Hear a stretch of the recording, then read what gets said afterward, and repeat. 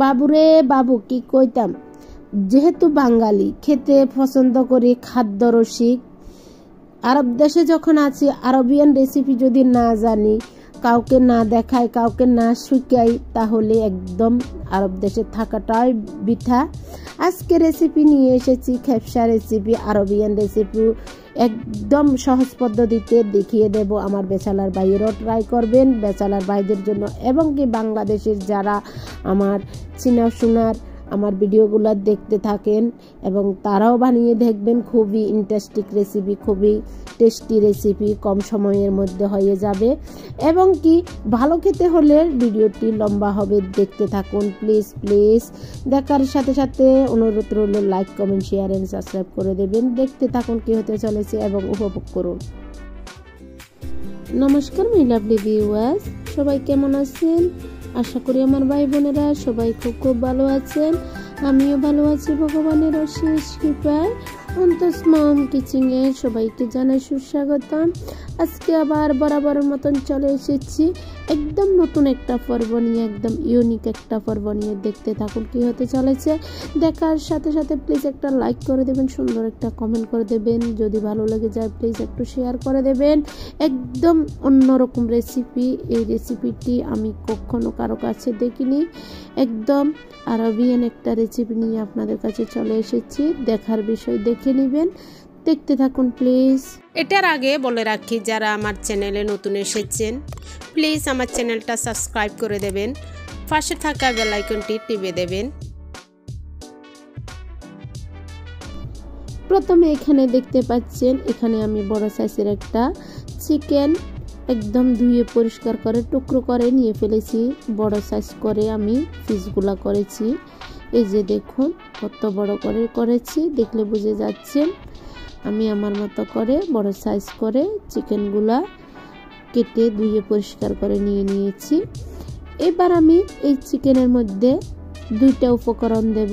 একটা উপকরণ দিয়েছি আমি চিকেন মশলা আর স্বাদ অনুযায়ী লবণ দিয়ে, এবার আমি হাত দিয়ে ম্যারিনেট করব। দেখতে পাচ্ছেন ম্যারিনেট করা আমার হয়ে গিয়েছে, আমি এক সাইডে রেখে দিলাম। এবার সরাসরি চলে এসেছি চুলাতে। চুলাতে আমি ফ্রাই প্যান বসিয়ে দিয়েছি, পর্যাপ্ত পরিমাণে তেল দিয়েছি, তেলগুলো আমার গরম হয়ে গিয়েছে। এক এক করে চিকেনগুলো আমি দিয়ে দেব এই তেলের মধ্যে, হালকাভাবে ভেজে নেব। এইভাবে করে আমি চিকেনগুলা, দেখতে পাচ্ছেন কতটুকু ভাজতে হবে, দেখলে বুঝে যাচ্ছেন। অতিরিক্ত একদম লাল লাল করব না, গায়ের মধ্যে যদি একটু বাদামি কালার চলে আসে তাহলে আমি চিকেনগুলা উঠিয়ে নেব, সেটাই ব্যাপার। দেখতে পাচ্ছেন কথা বলতে বলতে চিকেনগুলো আমার ভাজা হয়ে গিয়েছে। আমি এবার তুলে নিলাম চিকেনগুলো, দেখতে পাচ্ছেন চিকেনগুলো আমি এক সাইডে রেখে দিয়েছি। এবার সরাসরি আবার চুলাতে এসে গিয়েছি। একটা বড় পাতিলের মধ্যে আমি জল দিয়েছি, এখানে দেখতে পাচ্ছেন জলগুলো একদম ফুটফাট করে ফুটতেছে। এবার এই পর্যায়ে দিয়ে দেব আমি এখানে 1 টেবিল স্পুনের মতো জিরা এবং 1 টেবিল স্পুন মতন ধনে একদম আস্ত জলের মধ্যে দিয়ে দিলাম, দেখতে পাচ্ছেন। দিয়ে দিলাম স্বাদ অনুযায়ী লবণ, দিয়ে দিলাম আমি তেলও, আপনারা দেখেছেন কিছুটা তেল দিয়েছি।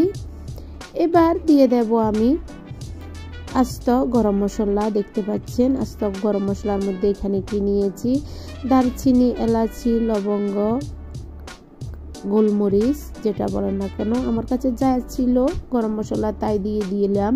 আপনাদের কাছে অতিরিক্ত যদি কোনো গরম মশলা থাকে দিতে পারবেন, সমস্যা নেই, আমি আমার মতন করে দিয়ে দিলাম। এবার দিয়ে দিলাম 1 টেবিল স্পুনের মতো আদা, 1 টেবিল স্পুনের মতো পেঁয়াজ কুচি, 1 টেবিল স্পুনের মতো রসুন কুচি দিয়ে দিলাম, দেখতে পাচ্ছেন। ভালো একটা ফ্লেভার আসার জন্য এই উপকরণগুলো দেওয়া হয়েছে। খুব ভালোভাবে একটু বলক আসুক, দেখতে পাচ্ছেন খুব সুন্দর বলক এসে গিয়েছে এবং কি খুব সুন্দর ফ্লেভারও এসেছে।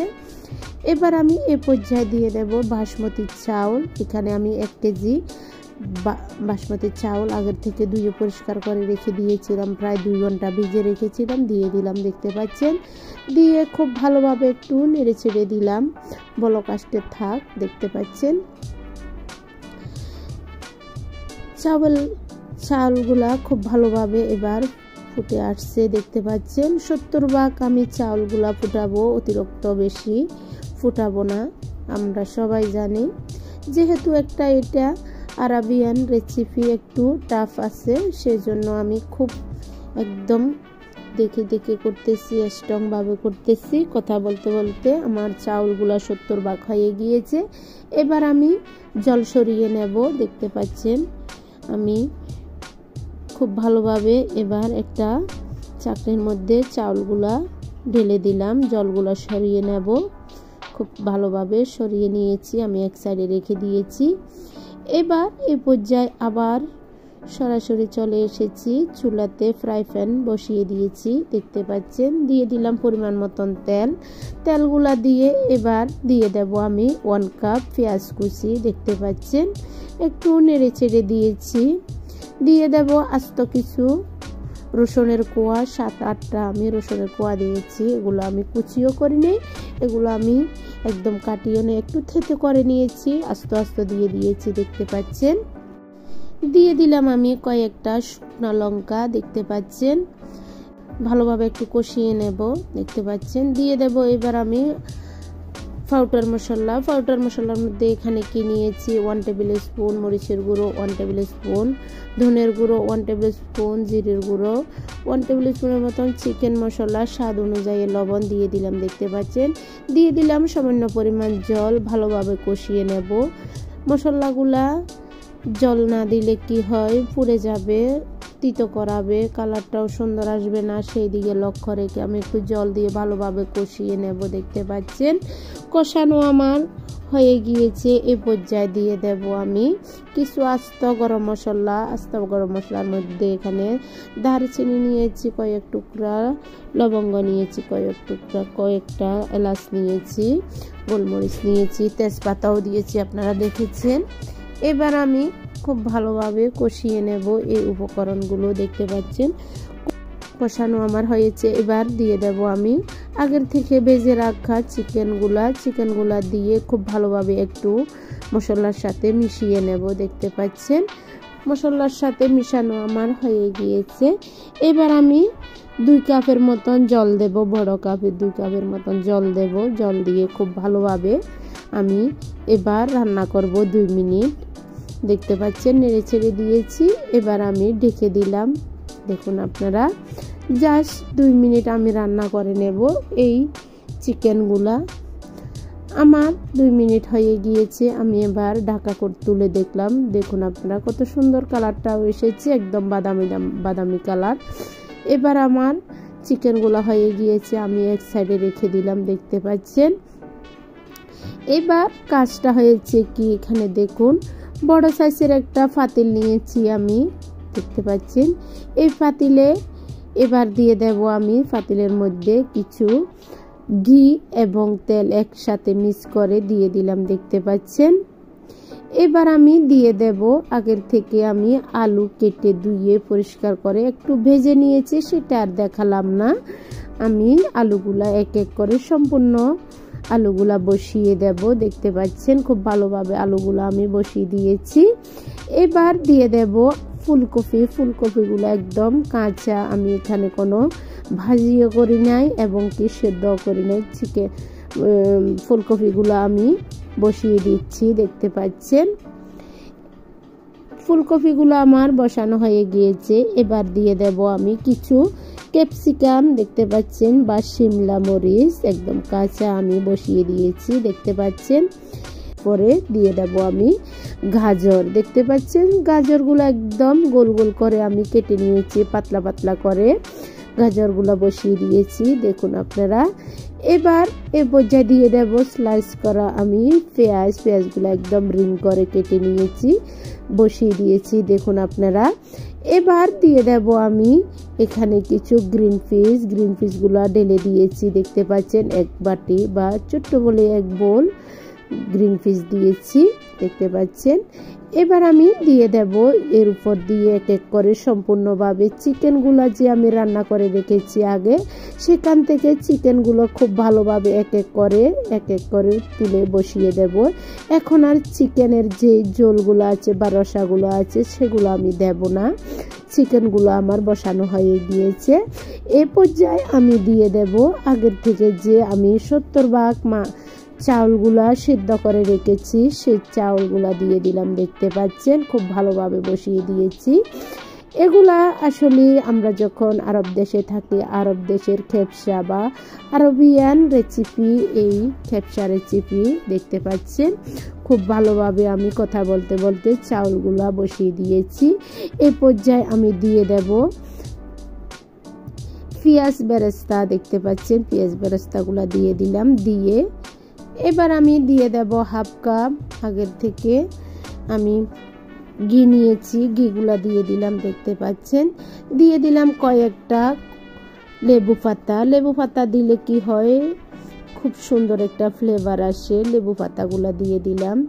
দিয়ে দেব আগের থেকে আমি চিকেন রান্না করেছি যে সেখান থেকে চিকেনের রসা বা ঝোল রয়েছে, সেই ঝোলগুলো আমি উপর দিয়ে বসিয়ে দিলাম, দেখতে পাচ্ছেন। উপর দিয়ে দিলাম, দেখতে পাচ্ছেন।